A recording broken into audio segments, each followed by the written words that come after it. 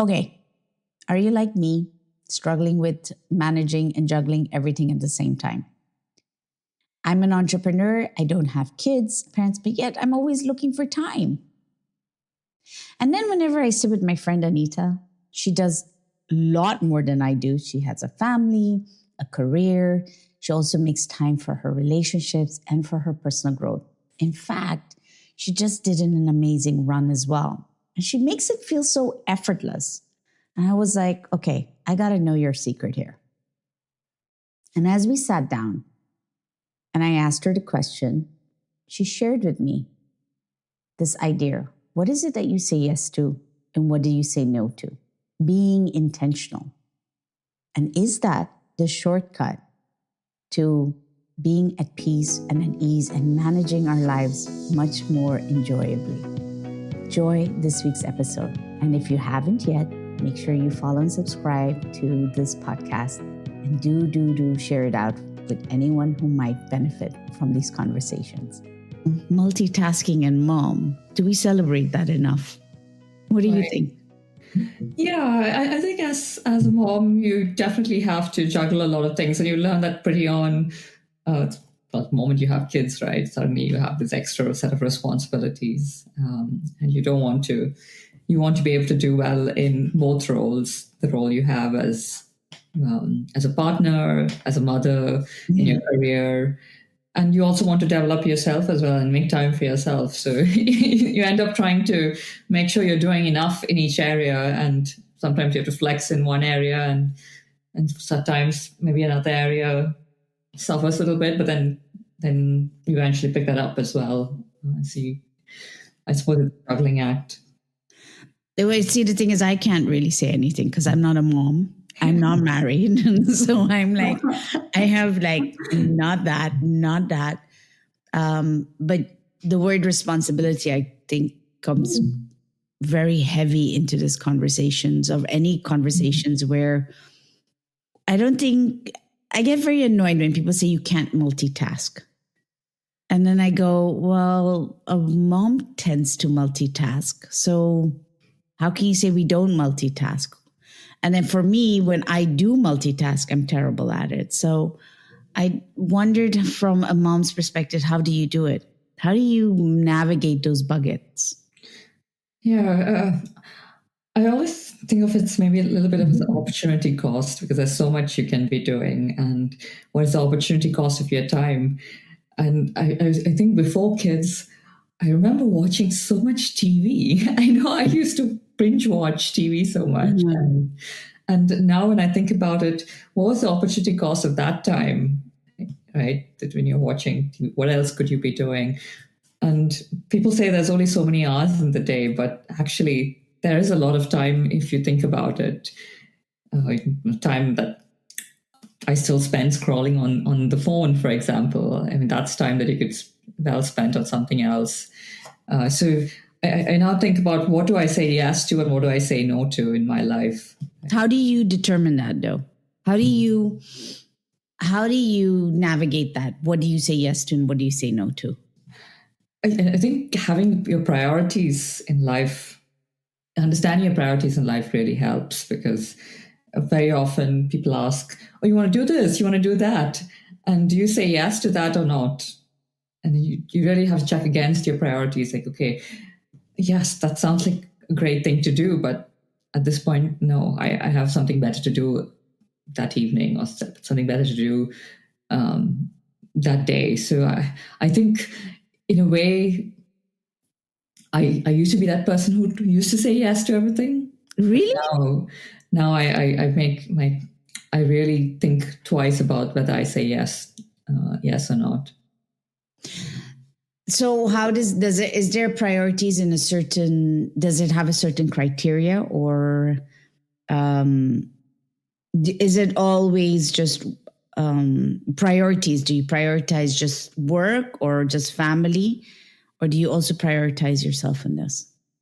Yeah, I have also prioritized myself. And I think I'm really lucky to have a great partner who helps me as well, make sure that I have time for things I want to do. So right now, for example, I'm training for a 10K race, which is in a couple of weeks' time.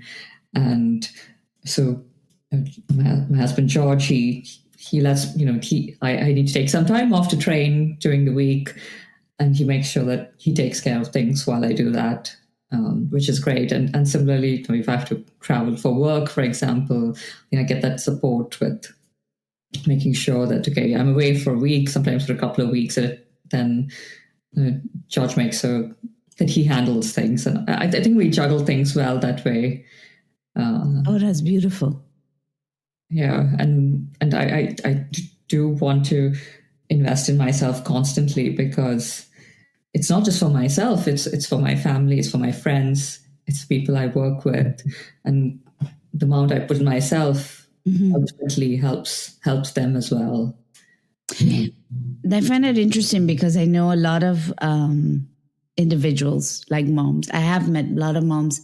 They will prioritize their family, they'll prioritize their work, they will prioritize self-development, but not fun, not enjoyment. That's like the bottom of the list. And they'll say, yeah, I'm doing self-care, I'm doing this, I'm doing that, but there always has this, I should be doing it. But you're saying, I'm doing it because of, I want to do it for my friends, or I want to do it for my family. What does that mean for you? I think I have a responsibility to myself and to the people around me to be the best I can be. And at every stage in your life, we're all progressing through life and learning as we go. But I want to be able to accelerate that learning as much as I can, because I suppose I have a vision of the person I'd want to be, and I know there are steps to get there. But what I want to do is I want to learn the fastest way to get there. So I suppose I'm trying to find the shortcut ways, right, to be the person I am without spending, I don't know, years just trying to get there. Can I get there in months? So can you give me an example? I really like that, actually. The shortcut to being me. I'm like, yeah, subscribe me to that one for sure. Give me an example. Like you're doing 10K. That's not shortcut. That's not a shortcut. That's not a shortcut. But I suppose what is this? If we follow a certain regime of running, that there is a shortcut to 10K. There's a shortcut to marathons. But if I wanted to run a marathon in X amount of time, I can either decide, I'm going to do it in 1 year, I'm going to do it in 2 years, or I might say I want to do it in 3 months. It's all different. But there are certain training schedules you can follow that will get you there faster if you want to. That's running as an example, but in other cases as well, everyone talks about habits, about changing your identity. There's so many ways you can change who you are faster than that. You change your habits, or you try and change who you are as a person, your beliefs, and all these different ways of changing yourself can get you closer to who you want to be faster if you use the faster techniques.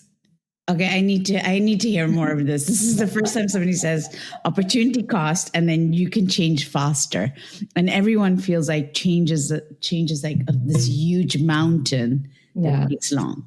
Yeah. So my question to you is, what was the easiest change you made that you didn't expect to make? Right. I had always very low self-confidence in myself. Growing up as a child, I was incredibly shy. I wouldn't talk to people, and I struggled with that all my life. And I was really close to friends who were close to me. And then at some point in my life, I think somewhere when I joined Toastmasters, I decided to make that change. Yeah. That I would put myself out there, and I would start taking on things that were uncomfortable to me. And I think that was a change I didn't expect I would be able to make. Mm-hmm. I would be able to make it that fast, because I just decided, and it was difficult, but I started doing it. I started going to Toastmasters, doing speeches, and then I started enjoying it. And that was a change I definitely did not expect to happen in my life. And I think that's probably one of the defining points where I realized that, okay, we can continuously change. I suppose actually there are points in my life throughout that I realized that you can change who you are. I think I can remember another instance when I was in school and I changed schools. I think I was maybe 12 or 13 years old. And in my previous school, I didn't talk to anyone.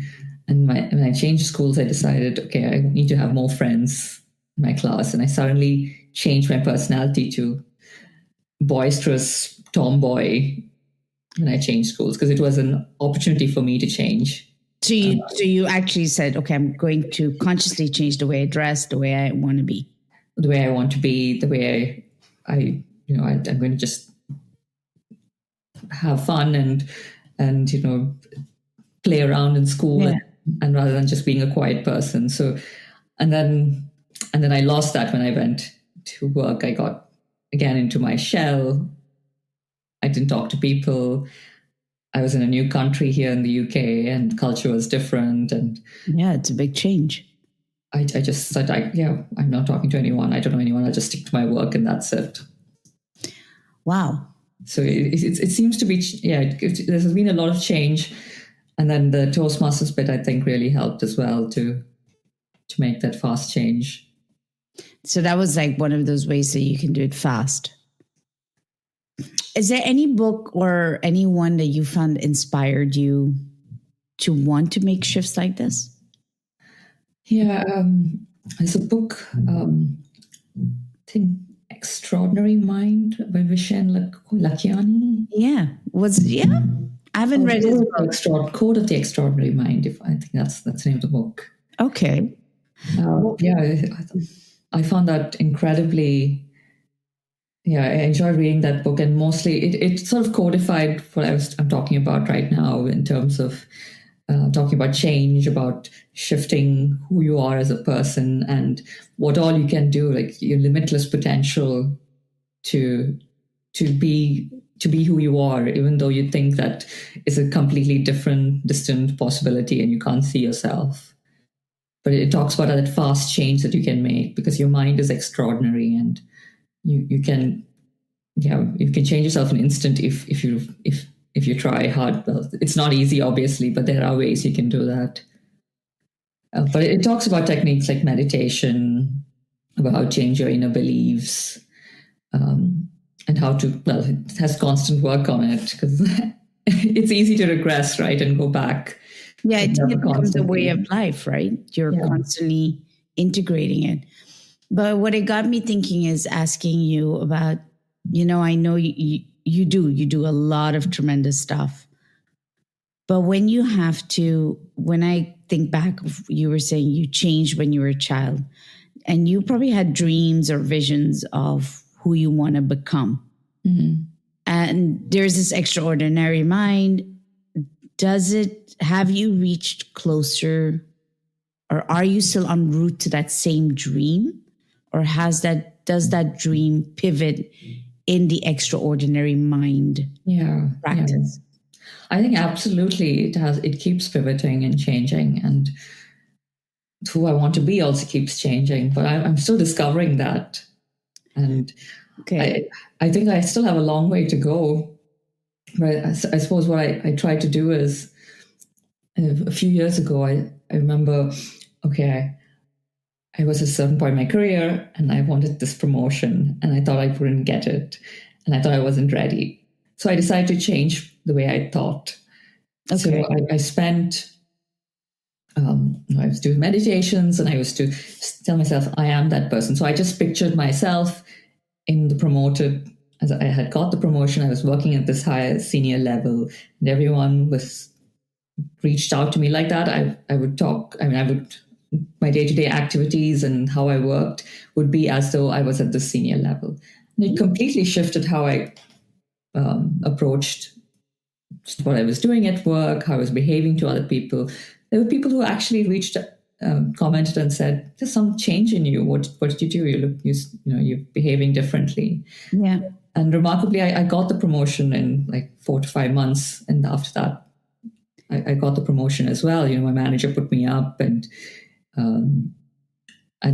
I thought, okay, wow, that I think that's an example of how I was able to make that fast change just by shifting my mind, and that shifted the way I act and brought myself forward. It makes sense because I'm reading this book on visualization because I know I went through a period where I was completely burnt out, exhausted, but I also found that I burnt out my imagination. Does that make sense? Yes. Like Yeah. I was just, I was like, okay, I want to imagine, I want to visualize going forward, but I couldn't. I just couldn't tap into it. So when I'm listening to you, it's almost like even though you see something, you say, okay, I want to be like that. You want to have to start visualizing from the inside. So was that easy for you to feel like I am this, I am that? How did you get to that visualizing part? I would say it wasn't easy, but I think meditation really did to help, and the visualization, just bringing the feeling of and repeating to yourself that you are this person and you are this person, and you keep repeating yourself constantly, so you're imbibing it into you, and it becomes you.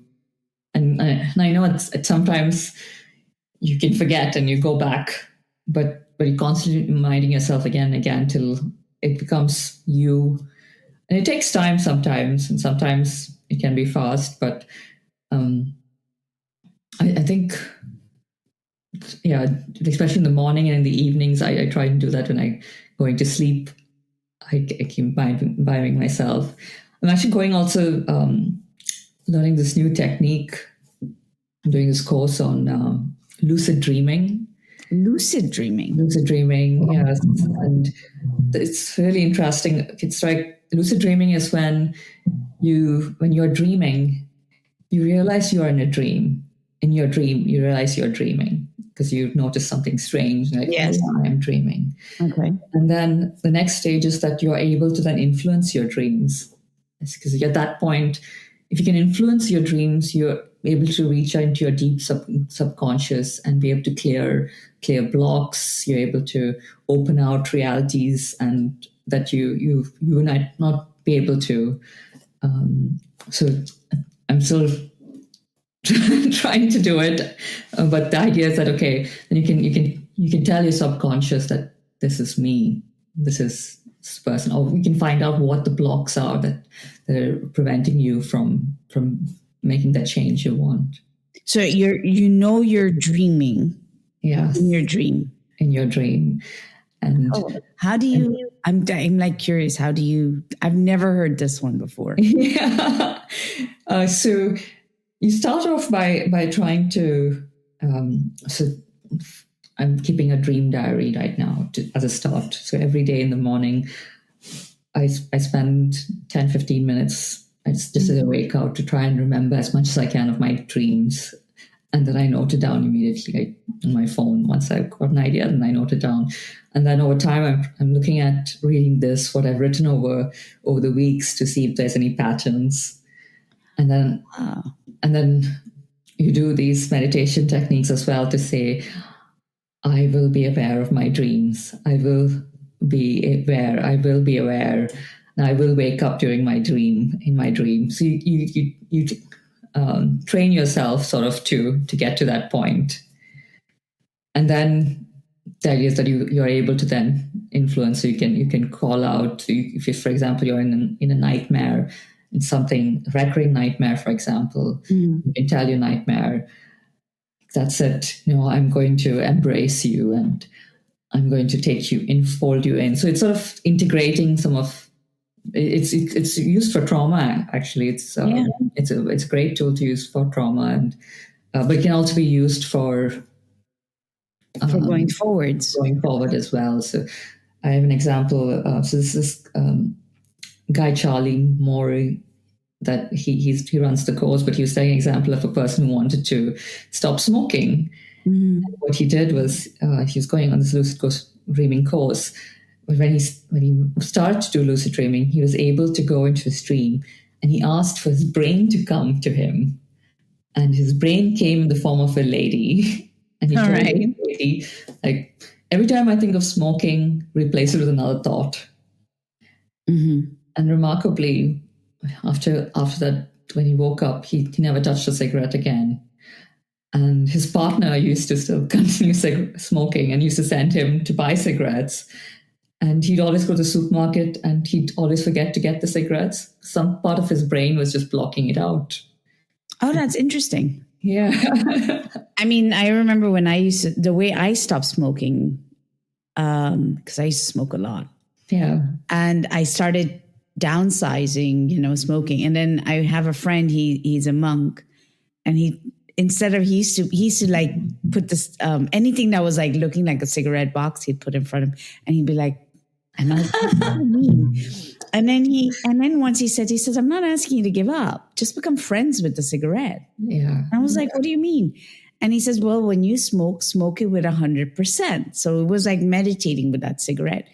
And sure enough, it just went going less and less and less. Yeah. Yeah. But I never craved for it afterwards, if that makes sense. It just went down to the point that it went. But I didn't have it through dreams. But the power of training your mind is I do believe in that part. I think that's an example of you took a shortcut there. You absolutely took a shortcut there, right? People try feel like for a years to shortcut. give up smoking. And yet but a lot of people find meditation really hard. I mean, you and I are talking about it because we do it, but a lot of individuals really, really struggle with meditating. So lucid dreams, if your mind is really, really busy, I would see the struggles in that or not. What do you think? Lucid dreaming and mindfulness is really essential for lucid dreaming because in a way so one of the techniques they tell you is that you need to be mindful in real life. So you look around and actually observe everything and note that things are different, because then when you're in a dream, you have that habit of noting, and because all dreams are incredibly strange. When you remember back to dreams, they're like, oh, that's absolutely fantastical. How could that happen? Yeah. It is trying to notice, what's the connections? Yeah. So it's trying to notice in the dream that something is strange. And to develop that habit, you need to develop it in your waking state to be mindful of surroundings and what's happening. But yeah, okay. I have this thing with mindfulness. People say just be mindful. And I'm like, okay, stop. Just say it. Now break it down. What does that mean for you? What does mindfulness mean for you? For me, it's more about being aware of my thoughts. So being aware of what my mind is doing. Sometimes it just goes into random thoughts and then I don't know how I got to that particular thought. But it's just being aware that, oh yeah, I'm thinking like that. And just thinking, oh, that's interesting that this thought came into my mind, and just acknowledging it. So even if it is, oh yeah, I feel like I need to eat something. I feel like I need a chocolate right now. Yeah. Just examining, that's interesting. Why do I feel like I haven't eaten chocolate? So you're very curious about whatever comes in your energy field or in your vicinity, I would say. So in your surroundings. In your surroundings and then how that affects your thoughts. So when you're multitasking, yes. Go back to that. So when you're multitasking, how can you invite somebody to be more aware of their vicinity? Because I find it's very hard because let's say if you're responsible, you're looking after everything. Yes. Work, you have your family, your partner, you have your routine also with yourself. That juggling. And there's a lot more. In Asian community, I think there's also the whole family aspect as well. So how do you navigate that, the multitasking and all of that mindfully, as one would say? It's incredibly difficult, but it does help that, I do enjoy project management, to be honest. Well, okay. That shares a lot. So I do plan out things and when things have to occur and when I'll be book things in advance, for example, things to do with my kids, things to do with my husband, or if if there are courses I'm doing, how to slot those in, holidays, birthdays. I think everything I do try and plan in advance. I do think the downside of multitasking is that you don't slow down. It's always constant, constant, constant. There are weekends where you're just running from one thing to the other, to the other, to the other. And that does I don't think that's great to do on a constant basis. So I do also try and keep weekends where nothing is planned and we just take it with the flow. There are some weeks that I don't do much. So I try and have a balance of trying to do as much as I can with also, let's take it slow. It's time to slow down now. I think that's actually quite nice. I know for me, I call this energy management. So you manage it like, okay, I know my Mondays to Fridays, I'm this much of my capacity, but I balance it with the weekend of restoration. And for me, it's reverse. Like in the mornings, my weekends are intense, but my Mondays and my Fridays are the least where I cool down. I call it the cooling down phase, and that helps. So I do understand what you mean by finding the balance, but where I wonder is, what about the element of surprise? Right. Yes. Yeah. How do you navigate that then? So, when you're in project management, everything goes according to plan. How do you, and if surprises happen, what then? Yeah, I think we just deal with it in terms of, okay, we were going to do something, but that didn't work out. Maybe somebody's sick. Maybe we're actually late for this thing because of traffic. There's multiple things that can happen, right? So you don't get stressed about them? No, I don't. I used to get stressed. I used to get really stressed and upset when things didn't go as planned. But that was also a mental shift I made in myself a few years back, that I will not get stressed. As an example, we're doing a home renovation, year plus project. Actually, it's been 2 or 3 years in the planning. And at the start of it itself, when we started, I said, I will not get stressed about this. And countless things have gone wrong, and countless things. We thought this project would be done 2 years ago, and we're at the end of it now. But honest to God, I have not gotten stressed. There was a point. Okay, at least that's not wrong. There was a point when I was crying. Me and my husband were crying, and we were like, "Oh God, this is the most awful thing that ever happened." And that was the only time. But after that, it's like, no, I'm not going to focus on this thing that didn't happen the way we want it to happen. We're going to move on. We're not going to think about it. Even if you think about it, you're like, okay, there's no point crying over spilled beans here. Let's just move on. And I think that has helped so much with just, I'm a happier person. I'm not fretting about something that could have, I could break down and think like, oh God, this is the worst thing that ever happened to me. Why did I even start this? Like, no, it's been a great learning experience. I've learned so much.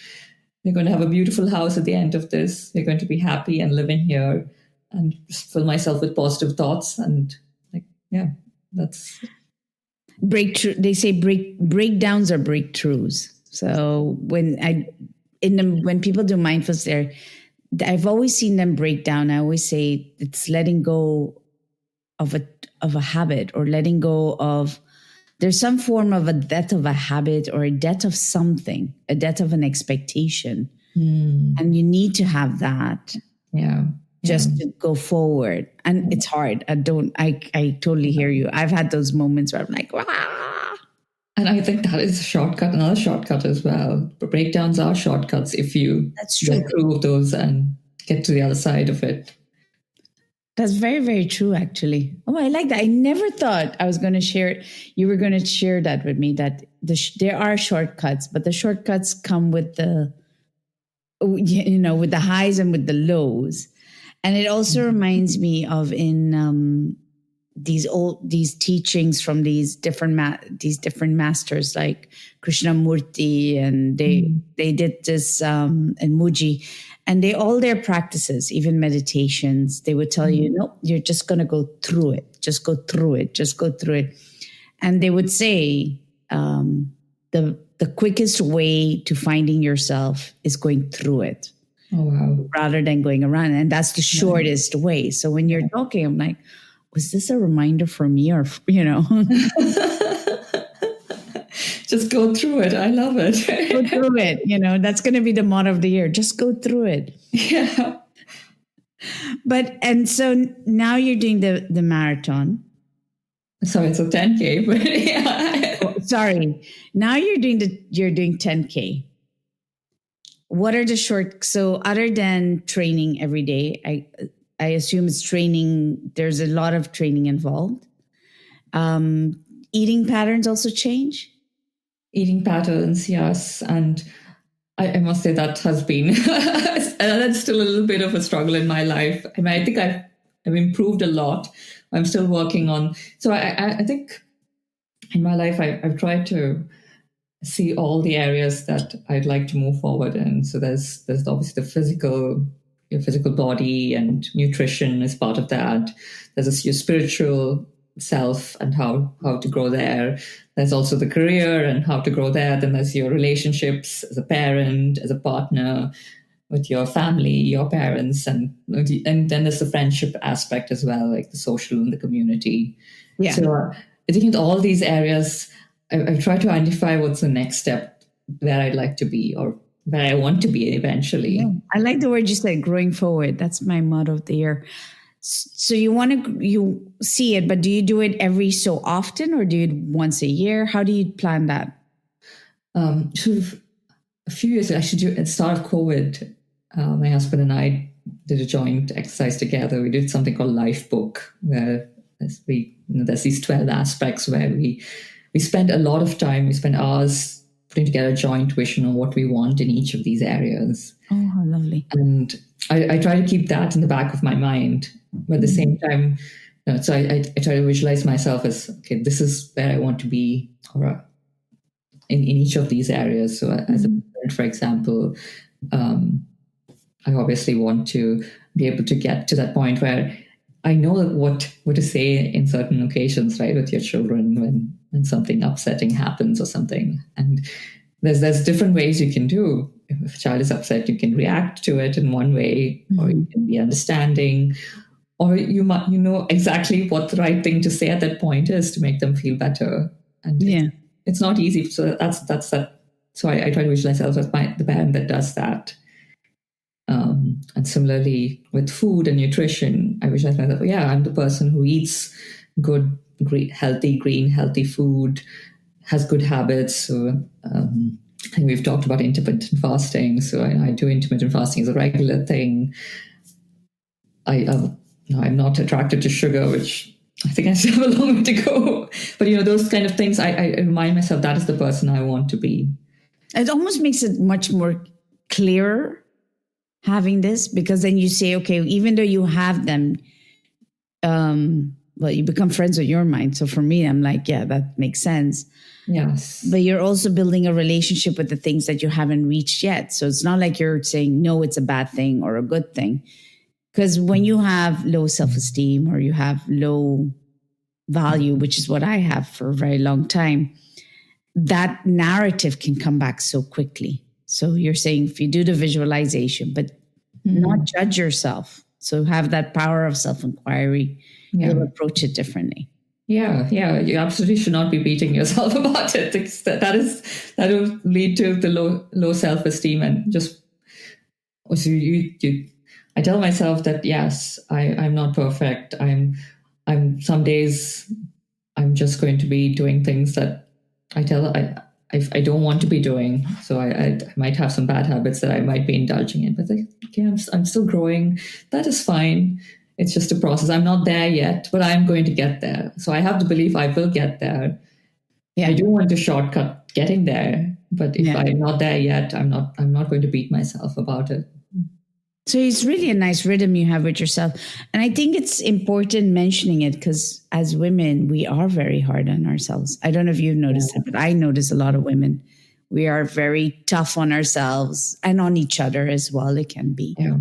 And so the measurement of getting there, I like what you're saying. It's like you have to believe you're going to get there rather than have anything intrusive coming into that field that says, no, maybe you're not going to get there, or the voice in your head bringing it down. But then talking about that, career. Has your narrative around career shifted? It has. It has. I think as a child, I mentioned to you, I wanted to be the CEO of Microsoft. I felt like I loved computers. I loved software programming, and I used to idealize Bill Gates, to be honest, as a child, and I used to say, "Wow, this guy built this amazing computer, Microsoft, Windows, and I want to build something like that." And I think over the time, I still kept that want to build something. I still want to build something, but it's no longer something in my career, or it's not something that I want to. Yeah, I still do want to do well in my career, but I think I more move like I want to build myself, my community, my family, my friends, and that's become my goal now. Is like trying to build what I have around me, the holistic thing. Yeah. So I'm not looking at singularly. Yes, in my career, I want to get to the top position, but I want to get to a holistic life where I'm not sacrificing anything in one sphere to get the career, for example. I think it's something very interesting you're saying that, because, well, there's that whole argument of, especially in the corporate career, there's a certain level women do not want to go to. And then they're like, we wish more women would do that. And they have to do it.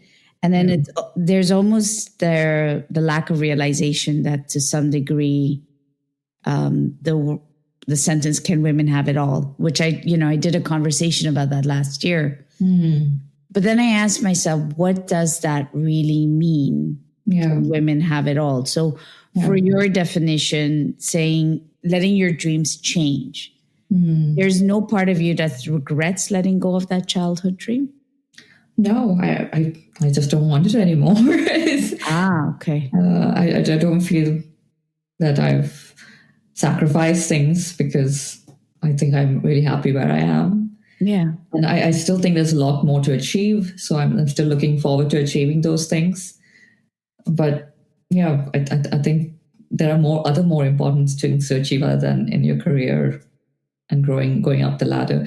And I suppose the question, I know a lot of people might ask the question, right? As women, is that a decision that we make consciously, and is that a decision we make because we have families? That's a good question. Yeah, I'm not sure. And I've seen women in my career who've gone through that decision and who made the decision in favor of family and not careers. And I've seen women who've absolutely prioritized their careers and still managed their children. I don't think there's a right or wrong here. It's what you have to decide for yourself. But you had that also, right? When you had your child, did you imagine yourself being able to navigate this whole boat like this? I think I did sort of in myself say that I was maybe a little bit animist. I desired to have my non-child life back, so I could have the things that I was doing. So I think I fought it for a long time. Maybe the first few years as a mother, I would want I'm not being able to do the things I could have done. I'm missing so much out because now I have this additional responsibility. So I fought it for a long time. Yeah. But again, at one point I realized that this is not working out, this way of thinking. I need to embrace who I am at this point in life. I need to embrace my family as it is. And I need to say, okay, fine, I'm not able to go out and stay late at work. Maybe I'm not able to go out in the evenings and do as much as I used to. Yeah. But that's fine. That's fine. Instead, I have time to spend here with my family.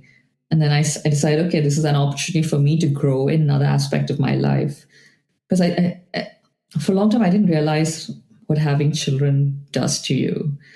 it makes you evolve as a person and makes you learn a lot about yourself because you have to confront yourself when you're a mother. As everything I do is reflecting on my child, and this is a person who's going through an emotional part of their life, and if I don't know how to react and help them grow, and helping them grow is helping me grow because I'm growing as a person by learning those skills of being able to teach someone to be able to manage their emotions. I'm being able to manage my own emotions by teaching them to be able to lead a healthier life. I have to lead a healthier life too. So it's that aspect of, this is such a great area for growth as a parent, because it's sort of a mirror reflecting back at you at the end of the day. It's a mirror, and it's also letting her be herself in the long run, to evolve herself as well, right? Yeah. And that itself is another skill that I have to learn to be able to let my children.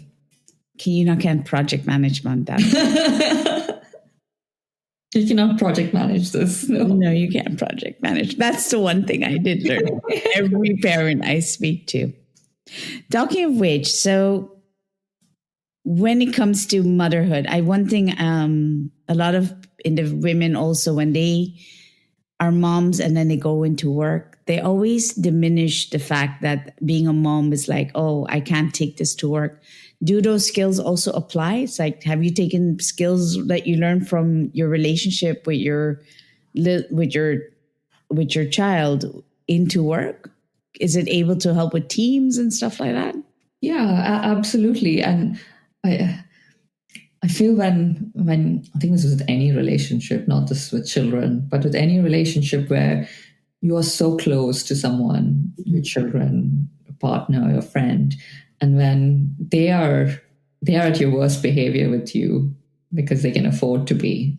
True. So you, as a person, need to deal with that. So then you are getting, in any relationship, that is a skill that you develop, right? And at work, it's less amplified. But those tensions are still there, but it is usually under the surface. So then it helps you then able to, how do you react to that? How do you call it up? How do you manage those conflicts?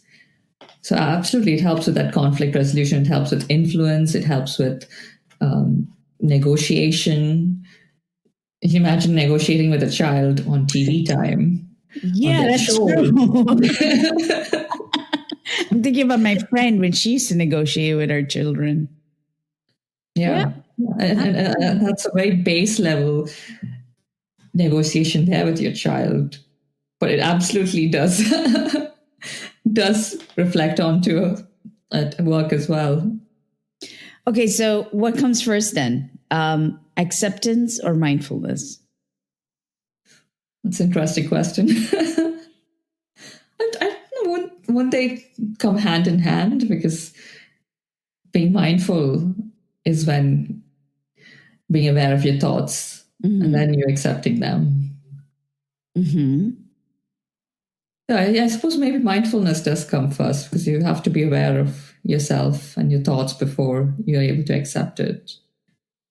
I've always asked myself that question, because sometimes I'm like, how can you accept and be, how can you accept yourself and be very aware of your surroundings? Because in your head, it's takes a lot of patience to step back and observe. So I have always asked myself, what comes first, acceptance or mindfulness?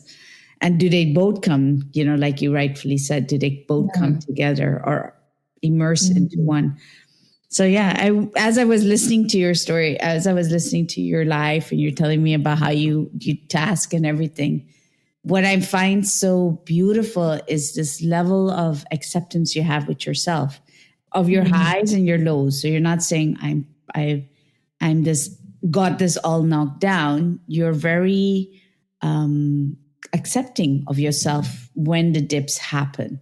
Yeah. And I find that I've seen a lot of moms, they'll come, or a lot of individuals, female primarily, say, I'm busy, I'm busy, I'm busy, I'm busy. But then Yes. the narrative of, and they'll say, I'm mindful, but then I don't see the acceptance in it. And so that's why I was asking, acceptance or mindfulness. Right, So right. what are your thoughts on that? Yeah, it does help probably to have the acceptance first, because that's leading with that low confidence and the low self-esteem and beating yourself up, right? So yeah, just accepting that this is how I am. But yeah, I think it does go in hand. You do need to be mindful. I need to have the mindfulness to be able to do that as well. Just to step back and say, yeah, this is okay.